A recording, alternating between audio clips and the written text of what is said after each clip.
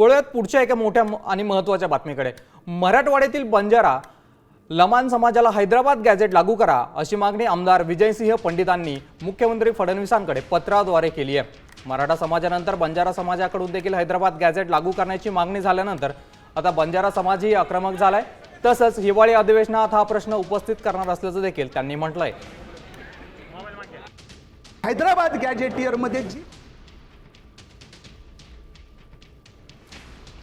तर आपण बघतोय बंजारा समाजाने ही मागणी केलेली आहे। एसटी प्रवर्गात आमचा समावेश करा अशी मागणी बंजारा समाजाने केली।